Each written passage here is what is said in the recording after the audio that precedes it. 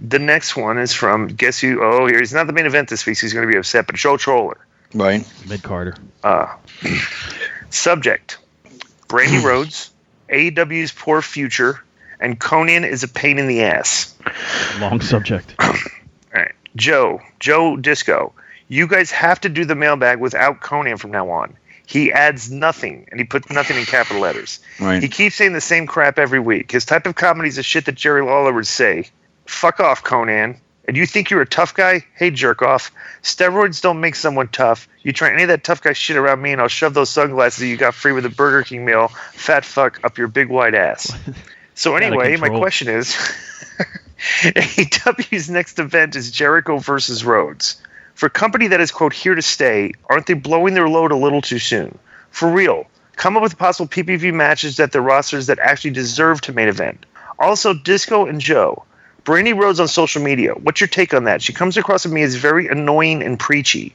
The bitch was saying on her Instagram about AEW is finally going to show a woman running wrestling, even though Stephanie McMahon has been doing it for a while. Conan, bald and boring. You put bald and boring in capital letters. All right. This guy's kind of getting boring to me myself, so I'm just going to quit answering him. But I will say this. If you're not just trolling, please, anywhere that you see me, step to me. That's all I got to say. What was the question? That he thinks Stephanie's preachy or some shit like that? I'm not even going to answer. Brandy Rhodes is preachy. Brandy Rhodes is preachy. I didn't see her social media stuff. I will say this. Did you see that Cody Rhodes took a shot at me on Twitter this week? Yes. Yes, I did. I thought that was awesome.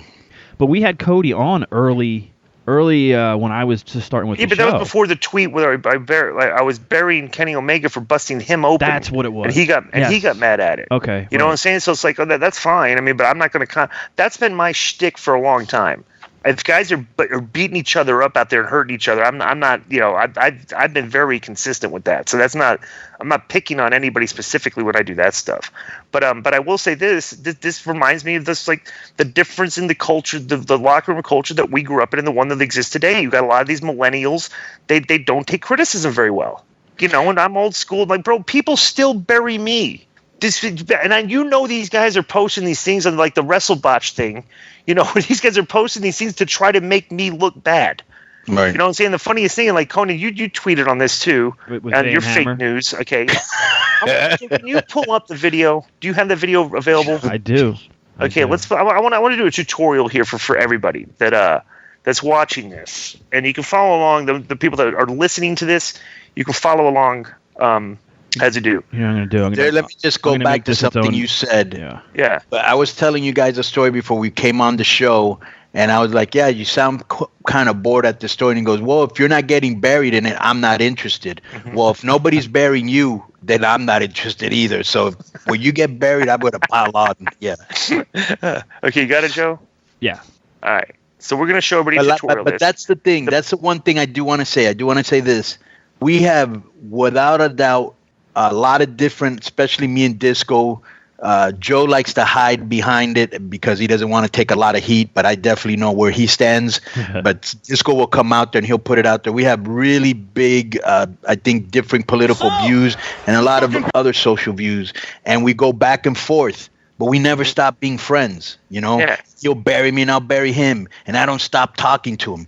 There's never been a time. How long have we been doing this, bro? 5 years, 24 years almost. Well, we've known each other 24 years, but how long have we been doing the podcast? Like 3 years. Over 3 years. There's never been a time where me and him stopped talking because we were mad over something. Right. Yeah. Okay. Right. So I'm going to put this up here. Yep. Okay. So here's the thing, people, and of course people respond to this. All right. Okay. He's going to go. Okay. Right. So I can specifically remember this. I wish I could slow it down. Because I'll tell you this: when I did this, when I had this match with Hammer, I went over this spot with him like 5 or 6 times in the back. Okay. The spot is supposed to be, and I always do this. If you watch my matches, whenever I would do a neck breaker, and I would usually do a running neck breaker. Right. When I do a standing neck breaker, this was always my psychology. When I'm doing a standing neck breaker, I just pick it up and then twit and boom. When I have a bigger guy, I would always do it shake, rattle, and roll style because my concept was always bigger. I got to kind of like do it like like swing him a couple times before I do it, right? So I'm doing, this is supposed to be a hip toss. I reverse and roll a float over into a shake, rattle, and roll where I'm going to hook him. We're going to go left and we're going to swing back to the right. And I'm just going to take the bump on his back like the neck breaker. So watch this. And you tell me who screws up here. Nope, not yet. Well, maybe so. Disco can beat you. Nope, not yet. Okay. Well, maybe so. So Hammer, instead of waiting to swing back and take the bump the other way, he just took the bump on the shake. With his shake, rattle, and roll, he took the bump on the shake. Okay, and that's not anybody that has trained in professional wrestling.